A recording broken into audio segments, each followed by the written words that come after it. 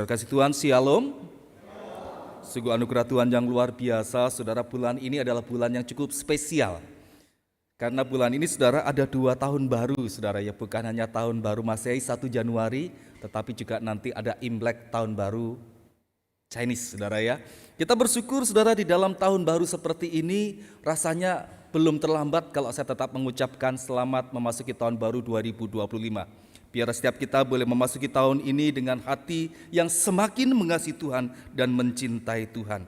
Saudara kasih Tuhan, saya rindu pagi hari ini kita bersama-sama membuka bagian firman Tuhan dari Filipi pasal yang ketiga ayat 10 sampai ayat yang ke-11.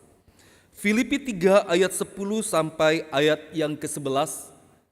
Bisa tolong ditampilkan di slide-nya. Kita akan baca bersama-sama bagian firman Tuhan ini.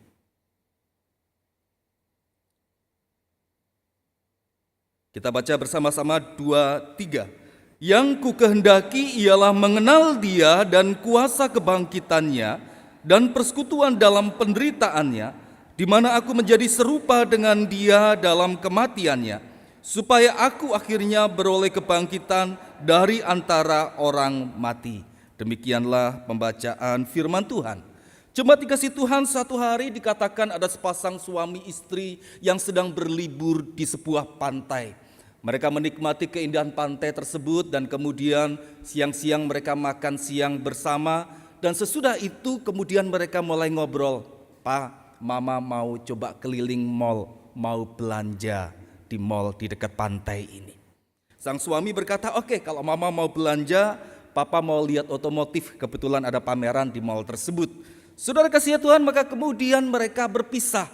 Mereka berjanji bahwa 2 jam lagi nanti mereka akan ketemu lagi di tempat di mana mereka berpisah setelah makan siang itu. Saudara kasih Tuhan, kemudian sang suami meninggalkan istrinya dan istri mulai berjalan-jalan keliling mall belanja. Tidak terasa 1 jam, 2 jam berlalu, saudara. Sang suami kemudian kembali ke tempat mereka janjian. Tunggu, lihat kanan kiri, toleh kanan kiri, saudara, dia cari, istrinya belum nongol-nongol. Saudara ya, bapak-bapak pasti tahulah, biasanya ibu-ibu kalau belanja lupa waktu, saudara. Saudara kasih Tuhan, ditunggu lagi setengah jam, belum juga nongol. 1 jam kemudian belum juga nongol. Mulai gelisah. Dia pergi ke informasi, memanggil istrinya dengan harapan supaya sang istri bisa datang, tapi ternyata 2 jam berlalu, bahkan sampai 3 jam istrinya tidak muncul-muncul, saudara. Maka kemudian sang suami memutuskan untuk pergi ke kantor polisi terdekat melaporkan kehilangan istri, saudara. Dan kemudian ketika sang istri, saudara, dilaporkan telah hilang, polisi mulai bertanya, "Boleh disebutkan ciri-ciri istrinya, Pak? Usianya berapa?" Aduh, usianya itu kalau tidak salah selisih 4 tahun dengan saya. Kalau sekarang saya berusia 34, berarti istri saya 30 tahun rasanya. Lalu Pak, kemudian tingginya berapa sentimeter? Tingginya segini. Kalau saya tingginya 170, bukan saya, saudara ya, tentu saudara akan kaget kalau saya 170. Suaminya ini, saudara. Maka berarti istri saya kemungkinan sekitar ya 160-an lah, Pak, dia bilang. Pakai kacamata enggak, Pak? Dia memang punya kacamata, tapi saya lupa tadi dibawa apa enggak ya. Bajunya warna apa, Pak? Aduh, tadi istri saya pakai baju apa ya? Rasanya sih kuning rasanya, dia bilang, saudara. Tadi Bapak bilang bahwa sang istri lagi bawa binatang peliharaan. Oh iya, betul. Istri saya bawa seekor anjing pudel. Usianya masih 2,5 tahun. Tingginya itu sekitar 25 cm dan panjangnya itu sekitar 48 cm. Dan dia pakai baju kotak-kotak warna biru dan hijau. Saudara, ketika sang polisi mendengar apa yang dikatakan suaminya, dia melongo. Kira-kira kenapa, Bapak Ibu? Lebih kenal anjing peliharaannya ketimbang mengenal istrinya. Saudara kasih Tuhan, mungkin kisah ini mengingatkan kita tentang satu kejadian yang sangat ironis. Jikalau ternyata seorang suami lebih mengenal binatang peliharaannya ketimbang dengan istrinya, saudara. Tetapi sebetulnya kalau kita mau jujur, bukankah itu juga yang seringkali terjadi di dalam kehidupan kita sebagai orang Kristen? Next slide. Saudara kasih Tuhan, berapa banyak di antara kita sebagai orang Kristen, sekian lama kita ikut Tuhan, sekian lama kita menjadi seorang yang berkata saya adalah orang yang percaya kepada Yesus. Setiap minggu kita pergi ke gereja, saudara, tetapi ternyata kemudian ketika kita ditanya, saudara, siapa Yesus, kita tidak bisa menjelaskan dan bahkan mungkin kita berkata, aduh, siapa ya kira-kira Yesus kalau saya mau jelaskan. Betapa ironisnya, saudara. Saudara menjadi seorang yang berkata saya ikut Tuhan, tetapi kita tidak mengenal siapa Tuhan yang kita ikuti. Bukankah itu yang terjadi di dalam Matius pasal yang ke-16? Ketika Tuhan bertanya kepada murid-murid, menurut kata orang siapakah aku ini? Ada yang berkata Elia, ada yang berkata Yohanes Pembaptis, ada yang berkata Yeremia, bahkan salah seorang dari para nabi. Saudara, saya mungkin kalau bertanya kepada ibu-ibu, bapak-bapak yang hadir di tempat ini, mungkin jawaban yang sama pun juga akan dijumpai. Setiap kita punya pengenalan yang berbeda-beda tentang Tuhan yang kita sembah. Saudara kasih Tuhan, izinkan saya bertanya.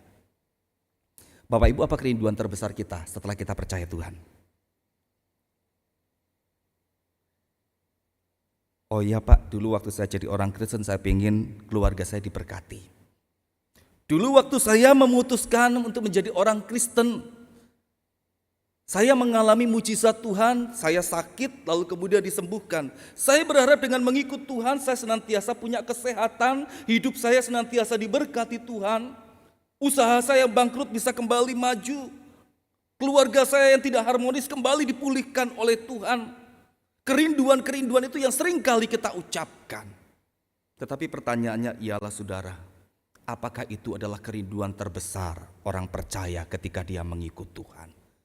Kita kembali kepada bagian firman Tuhan tadi, saudara.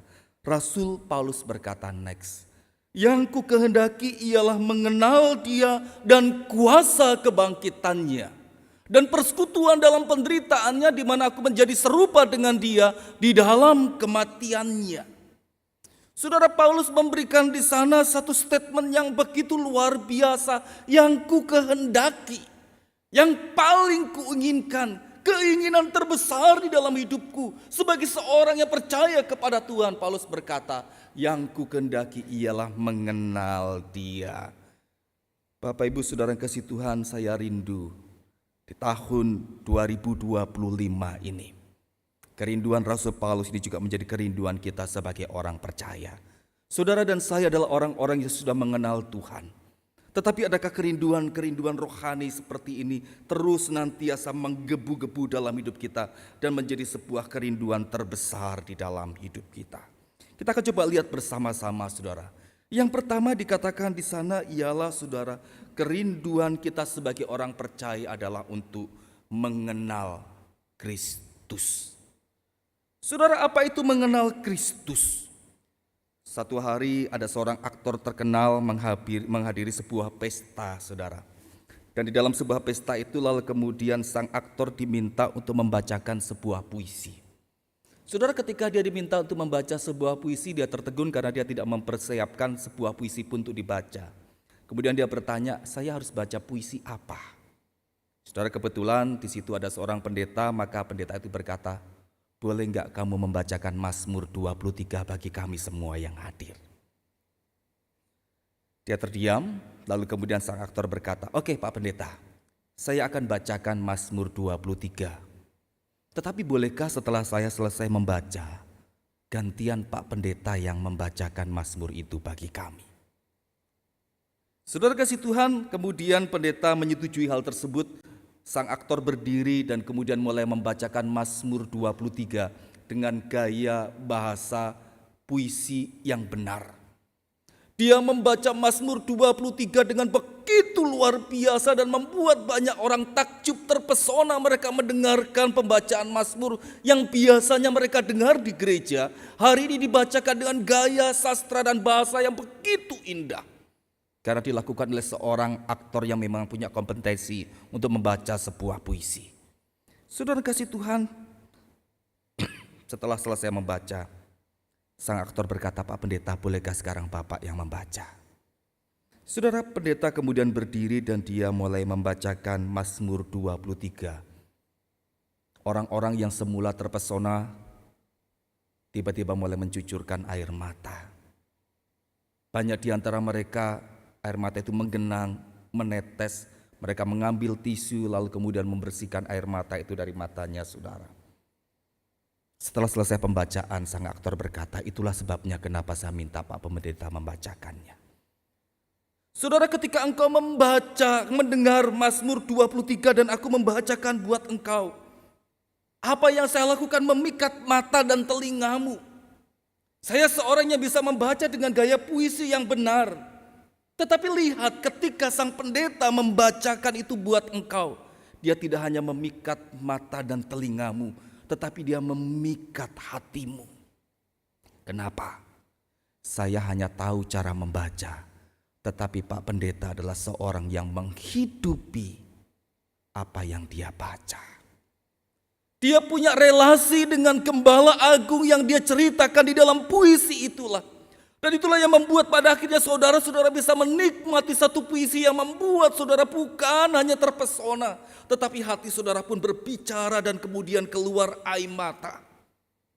Itulah yang disebut dengan sebuah pengenalan, saudara. Mengenal itu berbeda dengan tahu. Banyak orang Kristen, saudara, knowing about God. Kita tahu banyak tentang Tuhan, tetapi terkadang saudara kita tidak mengenal Tuhan yang kita sembah. Bapak Ibu saudara kasih Tuhan, kalau saudara tanya kepada saya, "Pak Dedi, apakah Pak Dedi kenal dengan Pak Prabowo?" Siapa saya, Bapak Ibu ya? Saya nggak kenal.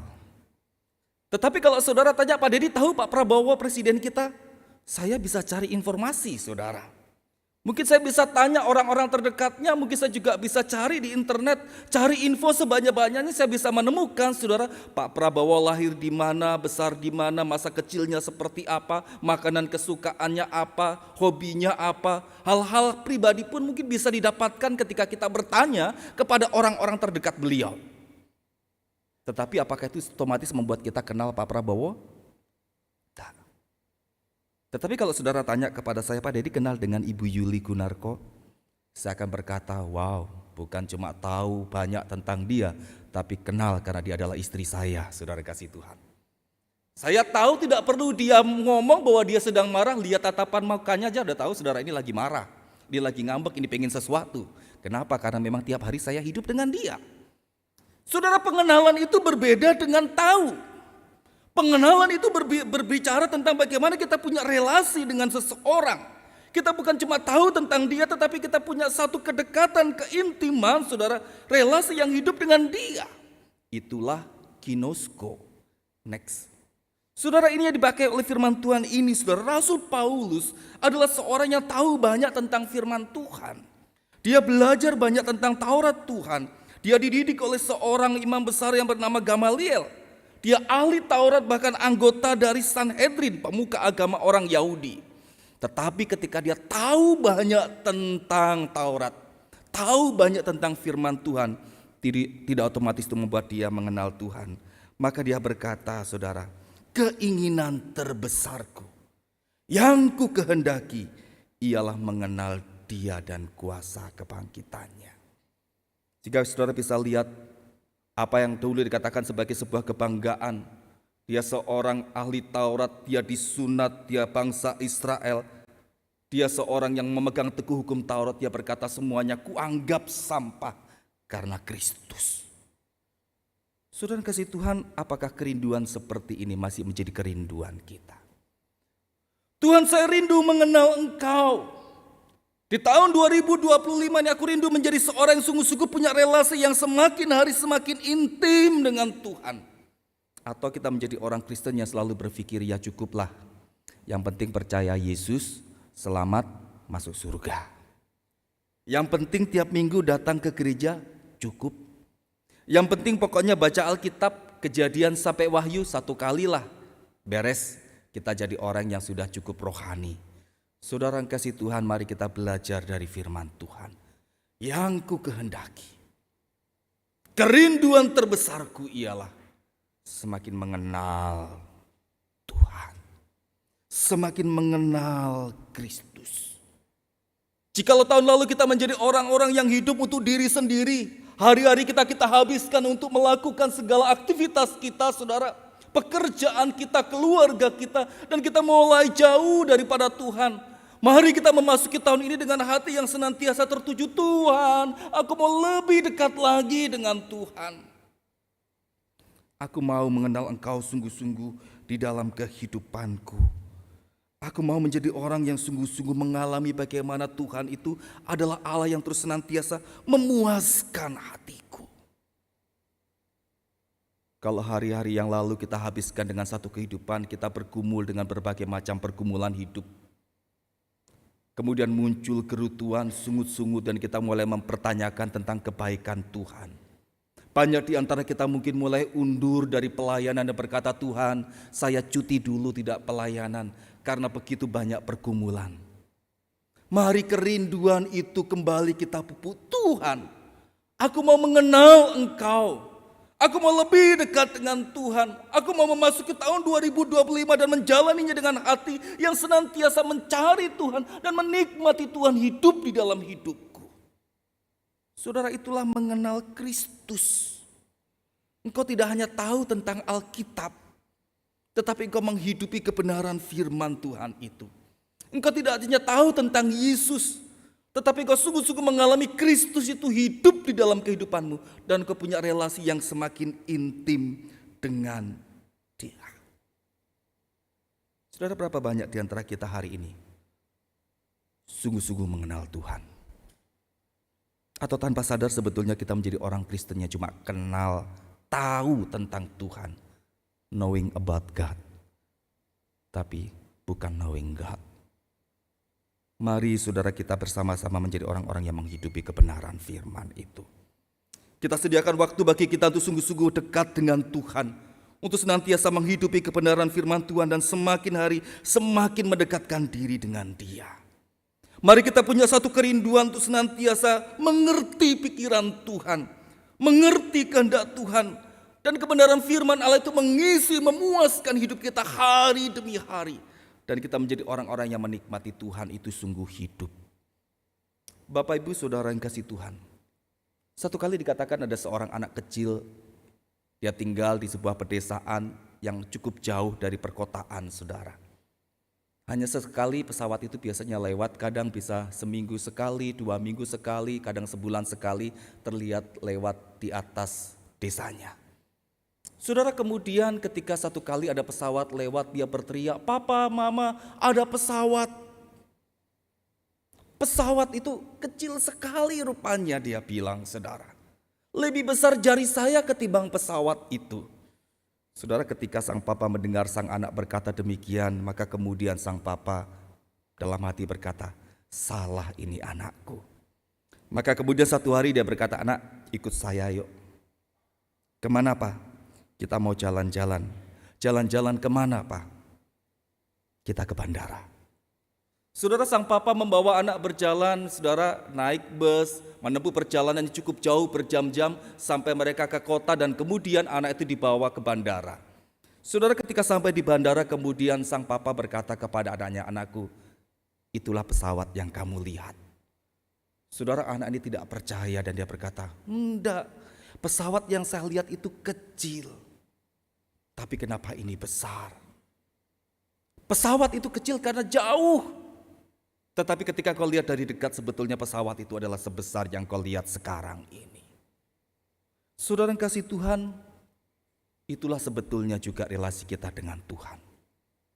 Berapa banyak kita menjadi orang Kristen yang pada akhirnya tidak bisa melihat kebesaran Tuhan, tidak bisa melihat kasih Allah, tidak pernah mengalami yang namanya pertolongan Tuhan, dan berkata Allah itu sepertinya jauh dari hidup saya, Allah tidak pernah berkarya dalam hidup saya. Karena apa, saudara? Karena kita yang hidupnya jauh daripada Tuhan. Relasi kita dengan Tuhan begitu jauh sehingga pada akhirnya kita tidak mengalami sebuah kedekatan dengan Tuhan. Dan Allah itu seperti sebuah pesawat yang begitu jauh itu dan lebih besar jari kita. Tetapi sebetulnya ketika engkau mendekat kepada Tuhan, engkau punya relasi yang semakin intim dengan Tuhan. Di sana engkau akan menikmati kasih Tuhan itu seperti apa. Di sana engkau akan mengalami kebesaran Tuhan itu seperti apa. Keajaiban Tuhan itu seperti apa. Pemeliharaan Tuhan itu seperti apa.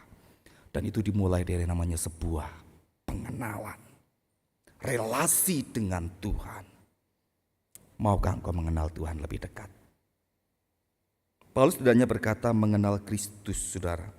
Kerinduan yang terbesar keduanya ialah dia berkata, dan mengenal kuasa kebangkitannya. Mengenal kuasa kebangkitan Tuhan.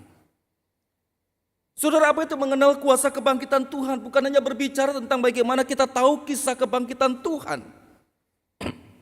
Bukan hanya kita percaya Tuhan itu sudah bangkit pada hari yang ketiga. Tetapi mengenal kuasa kebangkitan Tuhan berbicara bagaimana saudara kita mengalami kuasa kebangkitan itu sungguh-sungguh di dalam hidup kita. Bapak Ibu saudara yang kasih Tuhan, saya ingin tanya di sini ada bobotoh? Anak-anak muda yang suka nonton bola, next mungkin tampilkan. Ada? Saudara, kalau kita ngefans sama sebuah klub sepak bola ya, saya tahu di sini bukan Bandung saudara ya, tapi rasanya Cirebon dengan Bandung masih cukup dekat saudara ya. Anggap kita adalah bobotoh yang selama ini begitu ngefans dengan Persib. Saudara, ketika Persib main saudara ya, maka kita akan mengikuti, namanya fans saudara ya, maka kita akan ikuti pertandingan itu. Kadang-kadang disiarkan di televisi, siaran langsung saudara, jam berapapun kita tonton. Pada saat kita nonton saudara, Persib main. Ketika Persib menang, wah kita bisa melompat kegirangan saudara. Tetapi pada saat Persib kalah, hati kita pun ikut susah. Saudara kasih Tuhan, saya pun juga suka nonton sepak bola. Tetapi terkadang saya mulai memikirkan saudara, apa sih untungnya nonton sih? Memangnya kalau saya nonton Persib pasti menang, kalau saya nggak nonton Persib kalah? Enggak juga saudara. Memangnya kalau Persib menang lalu kemudian saya dapat sesuatu? Saya juga tidak sedang taruhan, saya tidak dapat apa-apa saudara. Tetapi itulah ngefans saudara. Kemenangan Persib itu membawa sukacita bagi saya, dan kekalahannya itu membawa sebuah duka cita bagi saya. Saudara, kalau itu fans. Tapi saudara coba perhatikan bagaimana ketika kita berbicara tentang kebangkitan Kristus. Next. 1 Korintus 15 ayat 57 berkata saudara, tetapi syukur kepada Allah yang telah memberikan kepada kita kemenangan oleh Yesus Kristus Tuhan kita. Saudara bisa baca dalam bagian ini. Bagaimana dalam bagian firman Tuhan dikatakan saudara, Kristus itu bangkit. Dia bangkit dari kematian bukan untuk dirinya sendiri.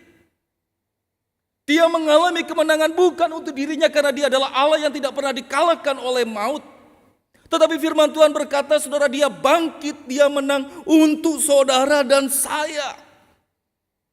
Kalau Persib saja menang, saudara, itu membawa satu sukacita bagi kita. Padahal itu tidak membawa dampak apapun dalam diri kita, tidak memberikan apapun dalam diri kita. Firman Tuhan berkata Yesus bangkit, Yesus menang buat saudara dan saya. Sehingga pada akhirnya kita menjadi orang-orang yang mengalami kemenangan melalui kebangkitan Kristus itu saudara.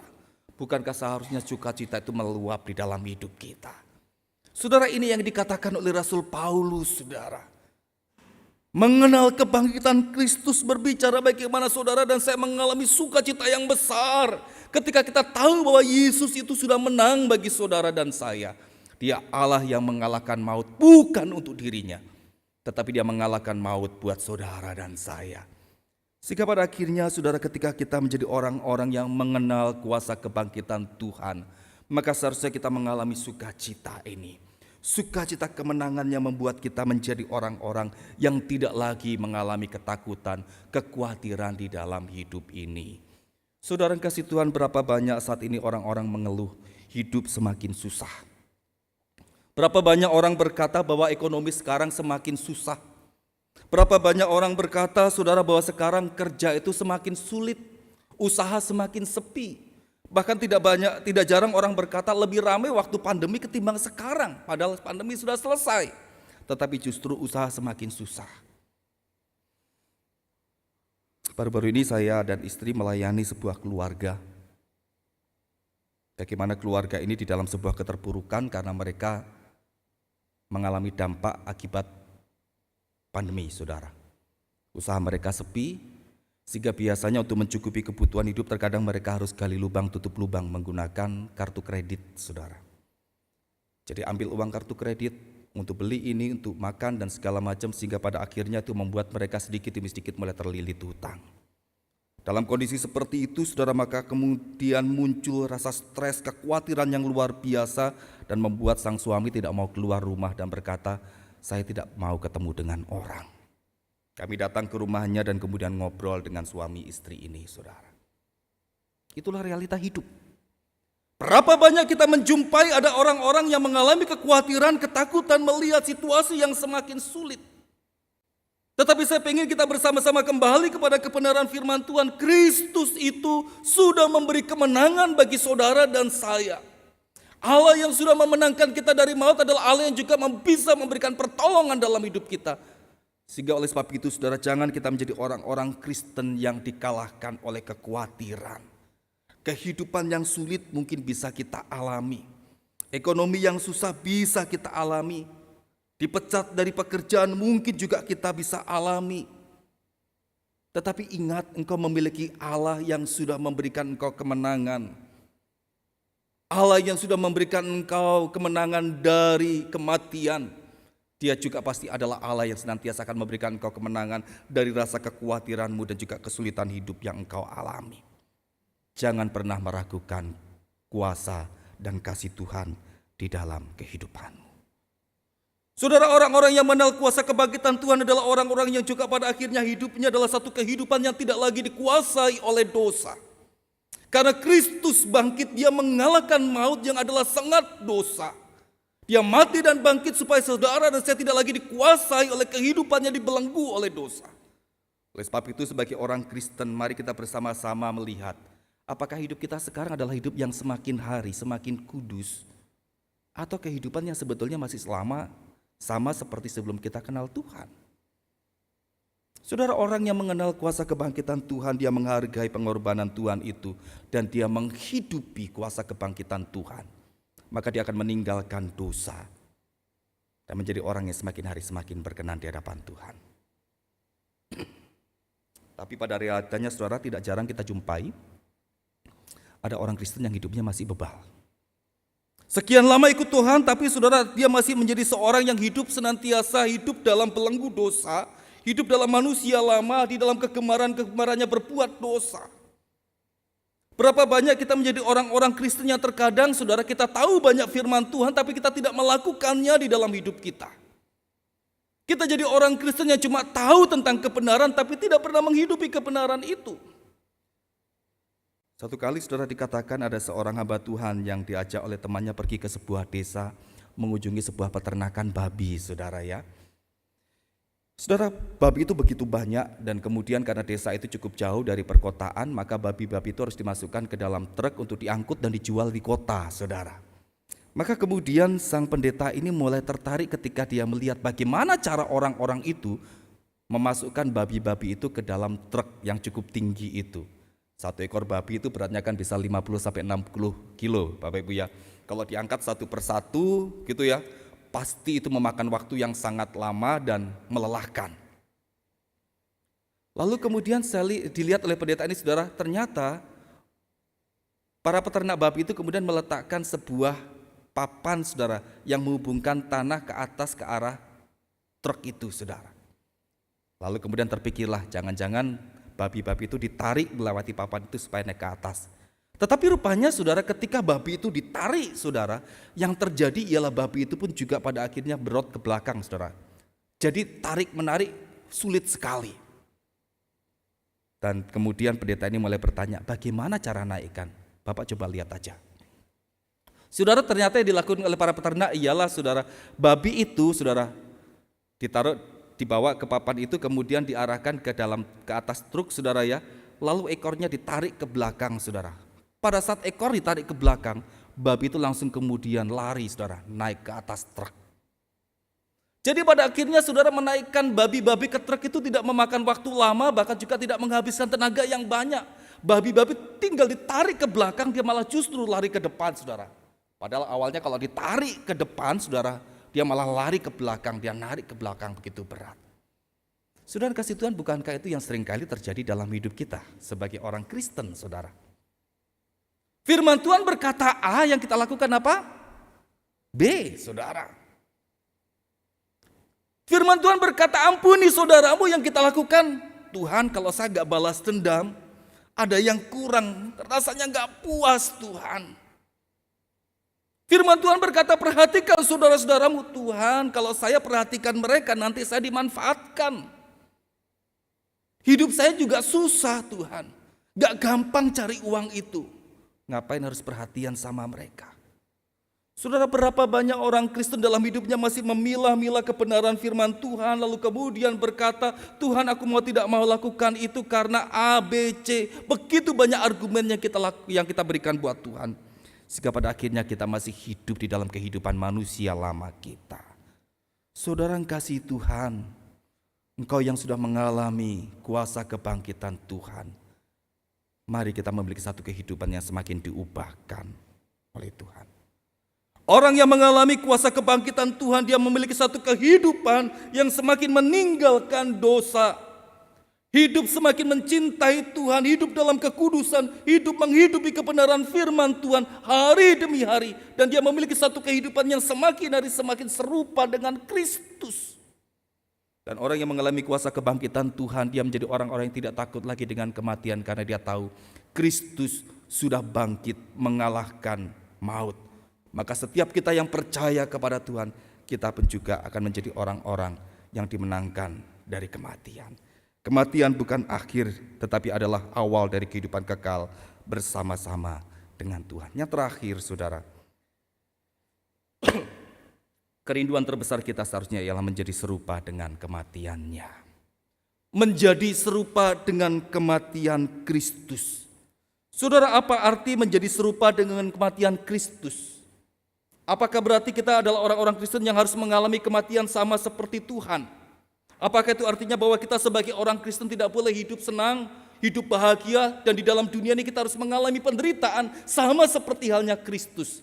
Tentu bukan itu yang dimaksud oleh firman Tuhan, saudara. Menjadi serupa dengan kematian Kristus itu setidaknya memiliki dua arti. Arti yang pertama ialah mati terhadap dosa. Dan yang kedua ialah siap menderita karena Tuhan.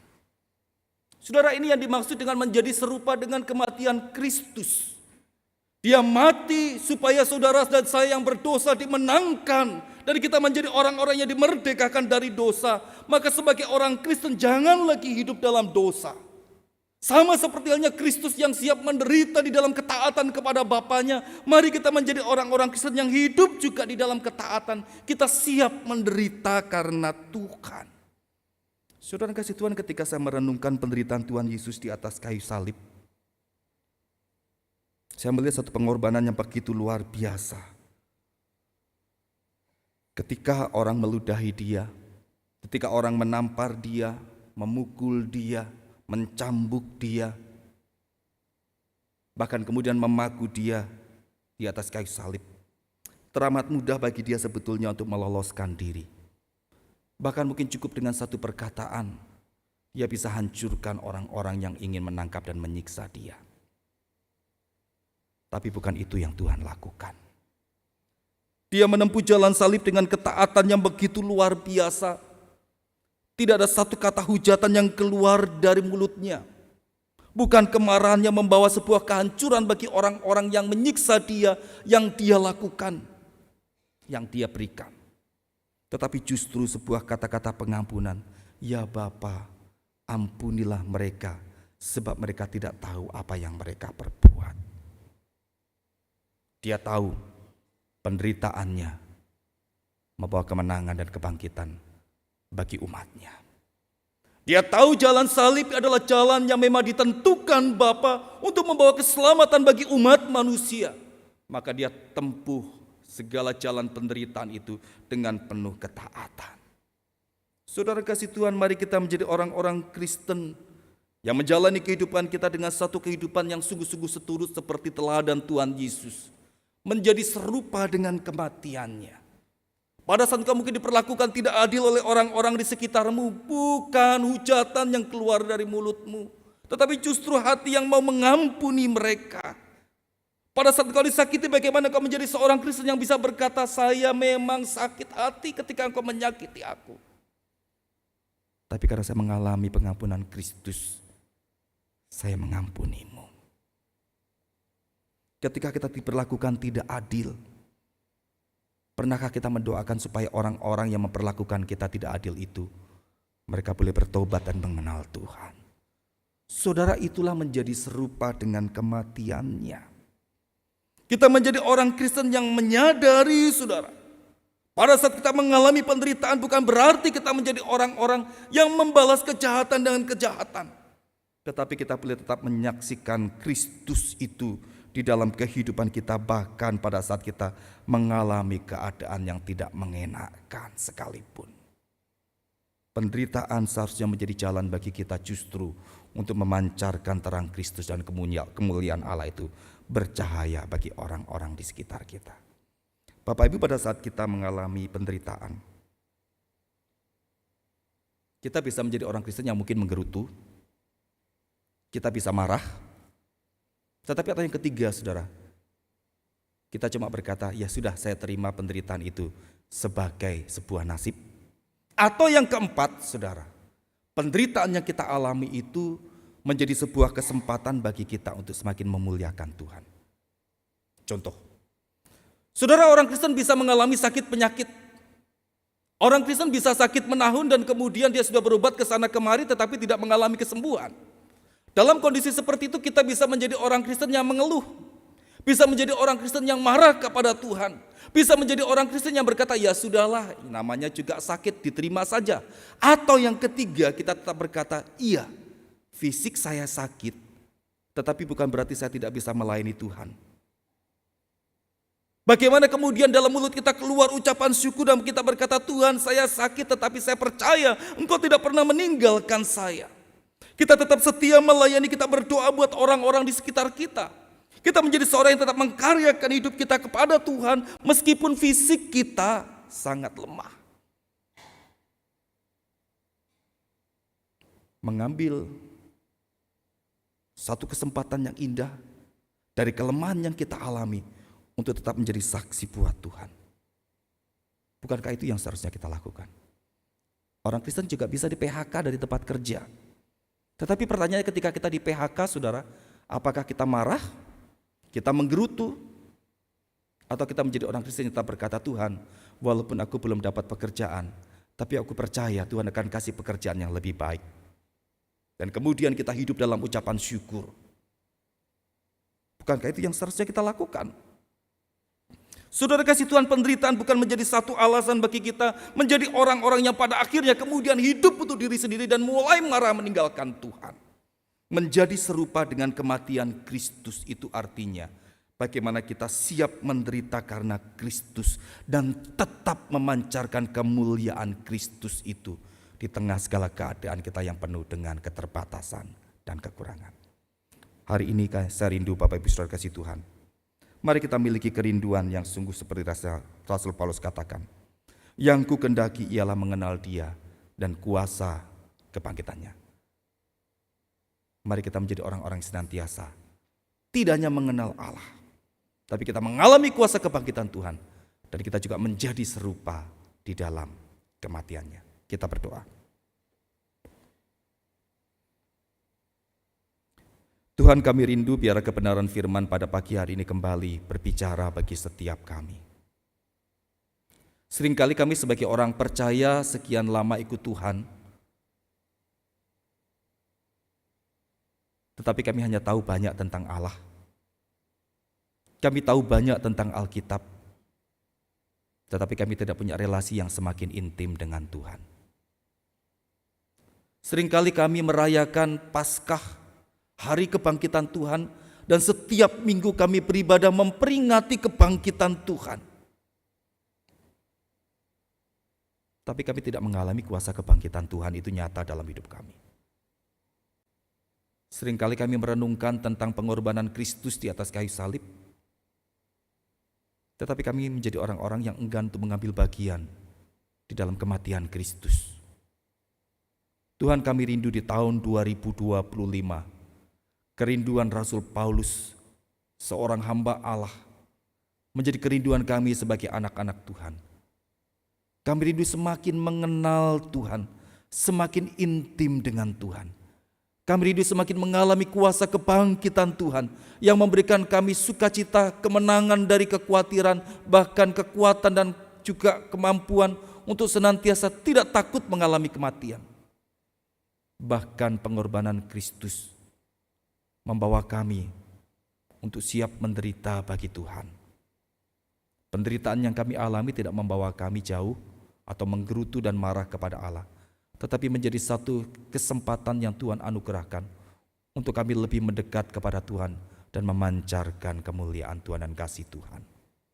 Terima kasih Tuhan, kiranya kebenaran firman-Mu meneguhkan kami, membawa kami memiliki satu kehidupan yang semakin serupa dengan Kristus. Di dalam nama Tuhan Yesus kami berdoa. Amin.